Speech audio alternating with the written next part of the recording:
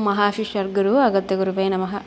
நம்ம அகத்தியர் வழிபாடும் என்னும் புக்கில் இருந்து அனைத்து சொற்பொழிவுகள் அவங்க சொன்ன ஒவ்வொரு அறிவுரைகளையும் நம்ம பார்த்துட்டு இருக்கோம். இப்போ கணவன் மனைவி அதே தான் திருமணத்தின் தொடர்ச்சியை தான் பார்த்துட்ருக்கோம். இப்போ கணவன் மனைவி அப்படின்ற தலைப்பு கீழே பார்க்கலாம். கஜராஜ சுவாமிகள் கேட்குறாங்க, கணவன் மனைவியை இணைக்கும் பொருள் யாவை? மாமுனிவர் அகத்தியர் சொல்கிறாங்க, இத்தகைய ஒரு கேள்வி உங்களை வெகுவாக கேட்கும் வாய்ப்பு இருக்கும். இது ஆன்மீகத்துக்கு சம்பந்தப்படாத விஷயமானாலும் சம்சாரத்தில் கணவன் மனைவி ஒன்றுபட்ட வாழ்க்கையை நடத்தி அதில் ஒரு சுகத்தை காண வேண்டுமென்றால் எப்படி நடைமுறையை அமைத்து கொள்ள வேண்டும் என்பதற்கு விளக்க பொருள் ஆகும். ஃபர்ஸ்ட் ஒன், கணவன் மனைவி இருவருமே மனிதர்கள்தான். ஒரு பெண் பிறந்த இடம் வேறுபட்டாலும் இவர்களை சாஸ்திரத்தின்படி இணைத்து பிணைத்து கணவன் என்றும் மனைவி என்றும் பெரியோர்கள் பிணைத்து வைக்கின்றனர். எந்த ஆண் பிள்ளை ஆனாலும் யார் வயிற்றிலோ பிறந்த ஒரு பெண்ணை மணந்த பின் அவளை மனைவி என்று ஏற்றுக்கொள்கின்றான். இவளை விட்டு வேறு ஒருவளை மணந்து கொண்டு இருந்தால் அப்பொழுது அவளைதான் மனைவி என்று ஏற்றுக்கொள்ள வேண்டும். இதை பார்த்தால் இணைப்பு என்பது ஒரு சடங்கினால் ஏற்பட்டதாகும். அதனால் மன வாழ்க்கையின் முதல் அடித்தளமே இந்த மனம் என்னும் பொருளாகும். மணக்கும் பொழுது சிலர் சாஸ்திரங்கள் ஓதுகின்றனர், சிலர் பழைய காலத்தில் இருந்து நடந்து வரும் விதிமுறைகளை கடைப்பிடிக்கின்றனர். பொதுவாக கணவனும் மனைவியும் ஒருவரை ஒருவர் நிழல் போல் ஒட்டி இருக்க வேண்டும் என்பது சப்தபதியின் பொருள் ஆகும். கஷ்டத்தில் சுகத்தில் இருவரும் ஒருவருக்கு ஒருவர் ஆறுதல் கூறி நடந்து கொள்ள வேண்டும் என்பது இன்னொரு வழி. இதுபோல் கணவன் வேறு இடத்தில் இருந்து வந்த ஒரு பெண்ணை எப்படியெல்லாம் பார்த்து கொள்ள வேண்டும் என்றும், அதுபோல் மனைவியையும் கணவனையும் அவன் பெற்றோர்களையும் அவன் உடன் பிறந்தவர்களையும் எப்படி புரிந்து கொண்டு நடக்க வேண்டும் என்று சில விதிமுறைகளை முன்னோர்கள் சாஸ்திரங்களாலும் நடைமுறைகளாலும் வழிகாட்டியாக மணமக்களுக்கு கொடுத்து வந்து இருக்கின்றனர். ஒரு கணவன் தன் மனைவியுடன் எப்படி நடந்து கொள்ள வேண்டும் என்பதற்கு புராணங்களில் இது போன்ற கதைகளிலும் உதாரணங்களையும் வெளிப்படுத்தி இருக்கின்றனர். அதேபோல் மண்டோதரி, சீதை, அகல்யா இப்படிப்பட்டவர்களை வைத்து பெண்களின் பெருமையை பொதுமக்களுக்கு நிலைநாட்டி இருக்கின்றனர். கடவுள் சிருஷ்டியில் ஆண் என்றும் பெண் என்றும் இனத்தை படைத்து இருக்கின்றார். குழந்தை பருவத்தில் இருந்து வளரும்போது இயற்கையாகவே ஆணுக்கும் பெண்ணுக்கும் ஒருவரை ஒருவர் தெரிந்து கொள்ளும் ஒரு அடக்க முடியாத ஆர்வத்தை கடவுள் புகுத்தி விட்டார். தன் உடம்புக்கு மேற்பட்ட வேறு சில வித்தியாசமான உடல் அங்கங்களை பார்த்ததும் அதை பார்க்க வேண்டும் என்றும் ஸ்பரிசம் செய்ய வேண்டும் என்றும் ஒரு இயற்கையான ஆசை, அதாவது மோகம் உண்டாகின்றது. அப்படிப்பட்ட ஆசை வனவிலங்குகளுக்கும் உண்டு. அருகில் வந்த பெண் இணங்கி பழக பழக உடல் இரண்டும் ஓட்டி ஒருவருக்குள் இன்னொருவர் புகுந்து கட்டி கழிக்க வேண்டும் என்னும் ஆவேசம் அடக்க முடியாத ஊற்று போல் எழும்புகின்றது. இதுதான் உடல் உறவு என்று அழைக்கப்படுகின்றது. ஆதலால் மன வாழ்க்கையில் ஈடுபடும் ஆண் பெண் இதில் சுகம் பெற்று அந்த சுகத்தை அடிக்கடி மறுபடியும் அனுபவிக்க வேண்டும் என்று நினைப்பது அல்லது அதில் ஈடுபடுவதும் இயற்கையான ஒரு நிகழ்வாகும். இப்படிப்பட்ட இணைப்பு தம் இருவருக்கும் மட்டுமே அனுபவிக்க மேற்படும் ஒரு உறவு ஆகும். இத்தகைய ரகசியங்களை மனதில் வைத்து அவ்வப்போது இதை மனதில் நினைத்து ஒரு சுகத்தை இவர்கள் காண்கின்றனர். இது உடலுக்கு மட்டும் சுகத்தை தந்தால் இது ஆழமான நீண்ட காலம் நீடிக்கும் சுகத்தை தராது. இதை எவ்வளோ அழகாக சொல்லியிருக்காங்கன்னு பாருங்களேன். இதை நம்ம ஆன்மீக வழிகாட்டியாக இந்த புத்தகத்தை நம்ம எடுத்துக்கிட்டாலும் ஏன் இதெல்லாம் பேசியிருக்காங்கன்னு நம்ம நினைப்போம். ஆனால் ஒரு அடித்தளம் வேணும்ல. நம்ம பிறந்திருக்கோம், ஒரு ஆணாக ஒரு பெண்ணாக பிறந்திருக்கோம். சன்னியாசியாக வாழு அப்படின்னு இங்கே எங்கேயுமே சொல்லலை. கணவன் மனைவியாக இருந்து எல்லாத்தையும் அனுபவிக்க வேண்டிய அளவில் அனுபவித்து அதுக்கப்புறம் போதும் அப்படின்ற ஒரு தன்மைக்கு அப்புறம் எல்லாத்துல இருந்தும் விடுபட்டுக்கிறது தான் இந்த அகத்தியர் வழிபாடோட அறிவுரை. இது நான் கேட்டு தெரிஞ்சுக்கிட்டது. இன்னும் நீங்கள் ஒவ்வொரு தடவை இந்த புத்தகத்தை நம்ம படிக்கும் போதும் அவங்கவுங்களுக்கான அறிவு ஆழ்ந்த அர்த்தங்கள் வெளிப்படும்னு நான் நம்புகிறேன். இப்போ நான் நான் இதை படித்து சொல்லும் போது எனக்கு ஒருக்கா புரியலாம், ஒரு விஷயம் புரியும் எனக்கு. அடுத்து நான் இன்னொருக்கா படிக்கும் போது எனக்கு இன்னொரு விதமான அறிவுகள் கண்டிப்பாக எனக்கு தெரியும். அதை என் ஐயன் வெளிப்படுத்துவாங்க. நீங்கள் உங்கள் உள்ளூரை நீங்கள் இதை வாசிக்கும் போதும் நீங்கள் அதை உணர்வீங்க நான் நம்புகிறேன். இங்கே என்ன சொல்லியிருக்காங்கன்னு பாருங்களேன்.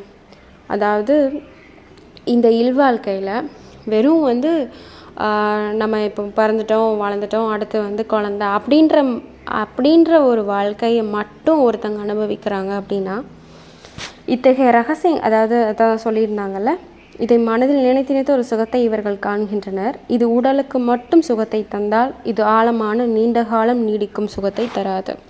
ஏனென்றால் ஆண் பெண் உடல் உறவு அவர்களின் உடல் நிலையை பொறுத்ததாகும். உடலில் ஊனம் ஆனால் உடல் தளர்ந்து விட்டால் இதிலிருந்து சுகம் பெற முடியாது. இரண்டாவதாக மனிதனின் சாதாரண மனிதன் ஆசைக்கு எல்லை இல்லை. இப்படி இருக்க வெறும் உடல் உறவு மட்டும் மனிதனால் சுகத்தை காண முடிவதில்லை. சில நபருக்கு இருவரையும் இணைக்கும் பொருள் அது மனதை பொறுத்தது. படிப்பிலோ பணியிலோ பந்த பாசத்திலோ பாடலிலோ ஆடலிலோ இப்படி ஏதோ ஒரு விஷயத்தினால் பிணைக்கப்படுகின்றனர். இப்படி பிணைக்கப்பட்ட ஆணுக்கும் பெண்ணுக்கும் ஒருவரின் புத்திசாலித்தனமும் அவரவர் நடத்தையும் அவர்கள் செயல்களும் ஒரு இணைப்பை உண்டாக்குகின்றன. மொதல் வகை பார்த்தோம். ரெண்டாவது வகையை எவ்வளோ அழகாக சொல்கிறாங்க பாருங்களேன். அதாவது சில பேருக்கு அவங்களோட அறிவை நான் மெச்சிக்கிறேன், எனக்கு அவங்கள ரொம்ப பிடிச்சிருக்கு, அவங்களோட ஆளுமை எனக்கு ரொம்ப பிடிச்சிருக்கு அப்படின்னு ஒரு ஒரு உறவு ஃபார்ம் ஆகும். லைக் கணவன் மனைவி பிடிச்சி அவங்களோட வழிகளை கேட்டு தெரிஞ்சுக்கிற, அவங்களோட லைக்ஸ் அண்ட் டிஸ்லைக்ஸை ஷேர் பண்ணிக்கிறத சொல்கிறாங்க. அதில் படிப்பாக இருக்கலாம், பணியாக இருக்கலாம், இல்லைனா ஒருத்தங்க மேலே ஒருத்தங்க காட்டுற பந்த பாசத்தில் இருக்கலாம், இல்லை எனக்கு இந்த பாட்டு பிடிக்கும், ஆடுறியா, எனக்கு இப்படி பிடிக்கும் அப்படின்ற விஷயத்தினால பிழைக்கப்பட்டிருக்காங்கன்னு வச்சுக்கோங்க கணவன் மனைவி. அப்படி இருக்கிறவங்களுக்கும் ஒரு விதமான இணைப்பு அவங்கள கண்டிப்பாக அவங்கள சேர்க்கும். அப்படியும் இருக்குது. அதே மாதிரி இத்தகைய இணைப்பு என்றும் குறைவதில்லை. இதனால் இணைக்கப்பட்ட தம்பதிகள் ஒருவரை ஒருவர் புரிந்து கொண்டு இணைப்பில் வெகுகாலம் சுகத்தை காண்கின்றனர். இதுதான் சொல்கிறாங்க. இங்கே ஒரு இந்த இணைப்பு ரொம்ப நீடிக்கும்னு சொல்கிறாங்க. இப்படி இருக்கிற ஒரு ஹஸ்பண்ட் அண்ட் ஒய்ஃப் அந்த உறவில் அந்த வாழ்க்கையில் திருமண வாழ்க்கையில் அதிக நேரம்னு சொல்கிறதோட அதிக காலம் அவங்களால ஒன்றா சந்தோஷமாக போக முடியும். ஏன்னா இவங்களோட அறிவை அவங்களும் போற்றி மெச்சிப்பாங்க, அவங்களோட அறிவை இவங்களும் மெச்சிப்பாங்க. இல்லைனா உங்களுக்கு அது பிடிச்சிருக்கா, சமையல் தெரியுமா, இல்லைனா மேலே காய்கறிகள் போட்டு வளர்க்குறது அந்த விஷயங்களாக இருக்கட்டும், இல்லைனா ஆடுறது பாடுறது, இந்த மாதிரி ஒரு இணைப்பில் இருக்கிறவங்களுக்கு இணைப்பு என்றுமே குறைவதில்லை. அவங்க கண்டிப்பாக அதுக்கு என்ன சொல்கிறது, அவங்க சலிச்சு போகாது அவங்களுக்கு. இங்கு உடலினால் பட்டிருப்பவருக்கும் மனதினால் பட்டிருப்பவருக்கும் மேற்பட்ட இணைப்பு என்பது அன்பினால் உருவாகின்றது. இதுதான் 2 டிஃப்ரென்ஸ். ரொம்ப ரொம்ப ரொம்ப ரொம்ப முக்கியமான விஷயம். உடலினால் இணைக்கப்பட்ட ஒரு வகை சேர்ந்தவங்க, இன்னொருத்தவங்க மனதினால். அதுக்கு தான் ஐயன் எப்பயுமே சொல்லுவாங்க, இங்கே மனம் தான் ஒத்து போகணும், அது அன்பால் நிறைஞ்சிருக்கணும் அப்படின்னு சொல்லுவாங்க. இங்கேயும் அதே தான்.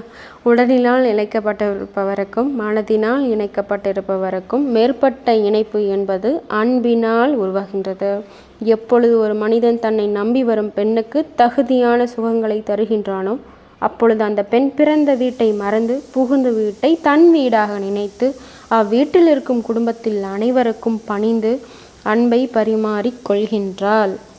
அதேபோல் இதுவரை தன் தாய் மடியில் தலை வைத்து ஆனந்தமாய் உறங்கிக் கொண்டிருக்கும் ஒருவனுக்கு தாய் கொடுக்கும் தலையணை மனைவி கொடுத்தால் தன்னையே தாய்க்கு கொடுத்த சமநிலையை அவன் நினைத்த ஒரு அன்பான இணைப்பை உண்டாக்குகின்றது. இப்படி மனைவி என்பவள் தன் கணவனை அன்பால் இணைத்து கொண்டால் இத்தகைய இணைப்பு எப்பொழுதும் நீடிக்கும். ஆதலால் எங்கு அளவில்லா அன்பினால் கணவனும் மனைவியும் இணைக்கப்படுகின்றார்களோ அங்கு ஒரு அளவிலா அமைதியும் சுகமும் காலமெல்லாம் நீடிக்க வாய்ப்பிருக்கின்றது. இந்த 3 வகையான இணைப்புகளில் அவரவர்களின் உடலுக்கு தக்கவாறு, புத்திக்கு தக்கவாறு, அன்புக்கு தகுந்தவாறு இணைத்து கொள்ள வேண்டும். ஆணுக்கும் பெண்ணுக்கும் இவ்விதமான 3 வித இணைப்புகளின் அளவில் வேறுபான்மை இருக்க செய்கின்றது. இதை புரிந்து கொண்டு கணவன் மற்றும் மனைவி ஒருவருக்கு ஒருவர் விட்டு கொடுத்து அவர்களின் விருப்பத்தை அறிந்து நடந்து கொள்வது நலம். நாளைக்கு காதல் பற்றி என்னன்னு சொல்லியிருக்காங்கன்னு பார்க்கலாம். நம்ம நினைப்போம் இதை பற்றிலாம் பேசுவாங்களா அப்படின்னு. என்னை பொறுத்தளவு இன்னும் அறியாதவங்க, அதை பற்றின தெளிவு இல்லாதவங்க இன்னும் ஏராளமாக இருக்கிறாங்க. சில பேருக்கு அது புரிஞ்சிருக்கும், சில பேருக்கு அது வெறும் திருமணங்கிறது பணத்தினால் வர்றது, ஸ்டேட்டஸை பார்த்து கல்யாணம் பண்ணுறது அப்படின்னு நினச்சிட்ருப்போம். சில பேர் வந்து அழகை பார்த்து பண்ணுறதுன்னு நினச்சிட்ருப்போம். ஆனால் இந்த விதமான அறிவுரைகள், இந்த விதமான தெளிவுரைகள் நம்மளுக்கு கிடைக்கும் போது நம்ம வந்து லைஃப்பில் வந்து இப்போ கல்யாணம் பண்ண போகிறாங்கன்னா கண்டிப்பாக இதை ஷேர் பண்ணுங்கள். அவங்களுக்கு இது மிகுந்த ஒரு வழிகாட்டியாக இருக்கணும்னு நான் நம்புகிறேன். அவங்க இதை அனலைஸ் பண்ணி கண்டிப்பாக நல்ல ஒரு பார்ட்னரை சூஸ் பண்ணிட்டும் ஐயன் அகத்தியன் அதுக்கு அருள் புரியட்டும்னு நான் வேண்டிக்கிறேன். நாளைக்கு இன்னொரு தலைப்போடு பார்க்கலாம். நாளைக்கும் இதே தான் கணவன் மனைவியை பற்றி தான் சொல்லியிருக்காங்க. அதுக்கு காதல், இன்னும் இந்த தலைப்புகள் ஏராளமான விஷயங்களை பற்றி விளக்கியிருக்காங்க. வெறும் இப்போது கீழ்மட்டத்தில் நம்ம இந்த பூமியில் இப்போ வாழ்கிறோம், சாப்பிட்றோம், வைக்கிறோம், அந்த மாதிரி மட்டும் இல்லாமல் சாப்பிட்றதுக்கும் விளக்கியிருக்காங்க. ஒருத்தங்க எப்படி செய்யணும் சமையலை, செய்கிற விஷயங்கள்னால ஒருத்தங்களோட தாட்ஸு, அவங்க செயல்கள் வந்து எப்படி வேறுபடுது. அதனால தான் சமைக்கிறவங்க நல்ல மனசோடு சமைக்கணும், அந்த மாதிரி கூட சொல்லியிருக்காங்கன்னு சொல்ல வரேன். வெறும் உலகத்தில் உள்ளதை மட்டும் சொல்லாமல் மேல் மட்டத்துக்கான அறிவையும் இந்த புத்தகம் விளக்கியிருக்கு. அதுக்கு ஒரு இது எடுத்துக்காட்டாக என்ன சொல்லணும்னா, யோக முறைகள்லாம் நல்லா விளக்கியிருக்காங்க. திருமந்திரத்தின் சாரத்தை பற்றி விளக்கியிருக்காங்க. இன்னும் ஏராளமாக பார்க்கலாம். ஒவ்வொரு நாளும் ஒவ்வொன்றுக்கு பார்க்கலாம். அடுத்து நம்ம இந்த காதல் பற்றி பார்ப்போம். அது வரைக்கும் நல்லா சந்தோஷமாக இருங்க. ஓம் மகாஷி சத்குரு அகத்திய குருவே நமக.